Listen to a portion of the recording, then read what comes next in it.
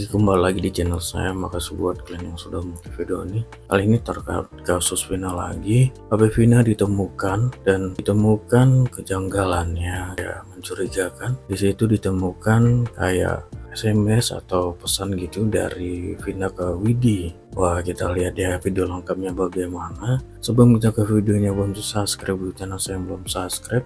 Tidak tunggu lama, kita ke videonya langsung. Let's go. Buat netizen Indonesia, HP-nya Vina berhasil diekstraksi dan benarlah di situ keterangan Widi dan Mega temannya Vina bahwa di jam 22:11 itu terjadi percakapan dan Vina memang baik-baik saja di jam segitu. Sedangkan di BAP jam 22:00 itu Vina dibunuh dan diperkokan. Jadi dari sini sudah jelas ini scientific evidence karena sifatnya ini ekstraksi dari handphonenya Vina langsung, dan scientific evidence satu ini akan menggugurkan 1000 kesaksian.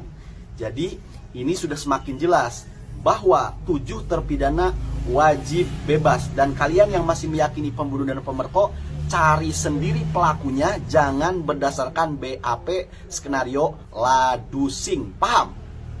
Pernyataan abang ini mantap banget, simak ya. Dari Widya dan Mega, kita makin paham kenapa HP Vina sebagai barang bukti tak dibuka di persidangan. Kalau dibuka, maka kematian Vina karena dibunuh dan diperkosa, dan kematian Eki karena dikejar-kejar oleh geng motor, tak akan pernah ada. Hanya ilusi semata. Dugaan kasus rekayasa makin terang dan tak terbantahkan di sini.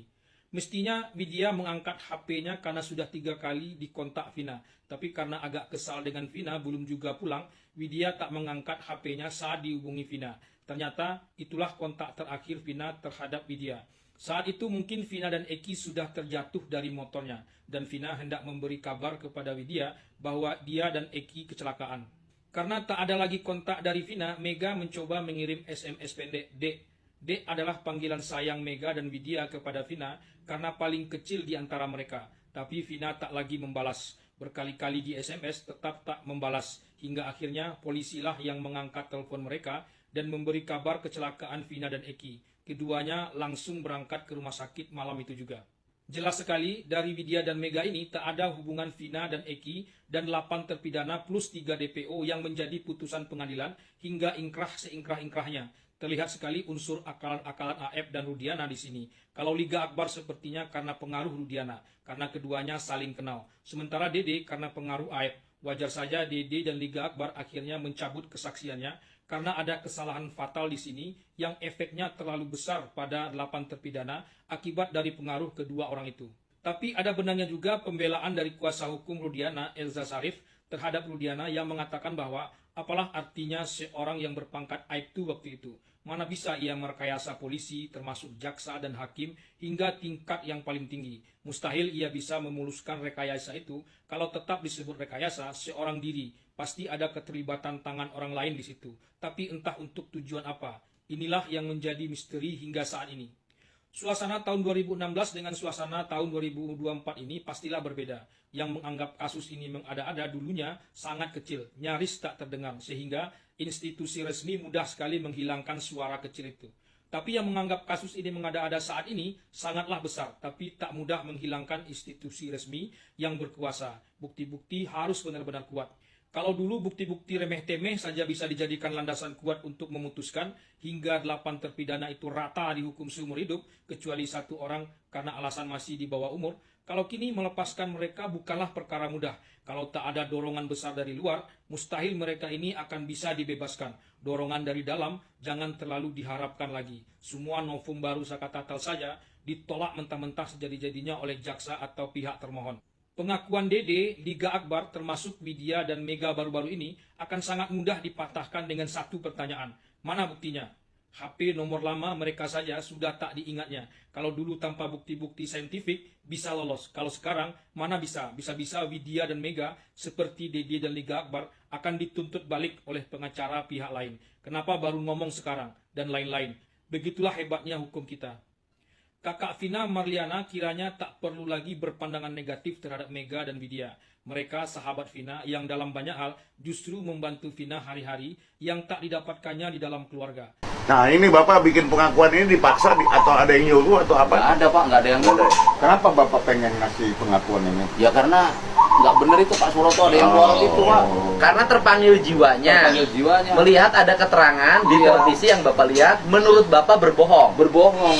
Karena Siap dipertemukan dengan Pak Siap Suroto. dipertemukan. Siap beradu di pengadilan. Siap. Dia itu nggak ngelihat pertama, enggak. Dia itu datang setelah orang yang bawa motor. Enggak. Ini kronologinya. Orang yang bawa motor itu saya bilang, saya suruh Pak tolong lapor yang terdekat. Selang 3 menit atau 5 menit itu ada orang datang lagi lawan arah bawa motor boncengan. Nah gitu. Oke lah dia. Nggak tahu itu kan. Terus ada orang jalan kaki lagi. Tapi sebentar orang itu balik. Nah gitu, terus ada yang dari bawah jembatan tuh pada rame lagi, polisi dateng gitu loh Pak. Oke. Nggak tahu itu Suroto apa enggak. Intinya 4 orang kalau Ya nggak salah. Suroto bareng sama polisi. Nah gitu. Kan? Bapak ingat nggak kira-kira sebelum banyak orang nih, Iya. ada orang yang mengaku nih Pak bahwa dia itu datang ke sana. Nanti saya tunjukin.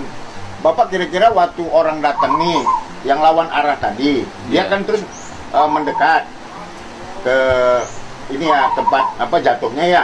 Iya. Yang tadi Bapak bilang lawan arah 2, dia berhenti kan? Betul nggak Pak? Ya, yang lawan arah Arah tuh berhenti. berhenti. Terus ke tempat kejadian nggak Pak orang itu? Enggak. Ya saya nggak ngeliat Pak. Oh. Orang itu berhenti di situ aja. Yang jelas, Yang- keterangan Bapak sama keterangan ini sama. Ya nyambung. Nyambung. Tidak saling bertentangan.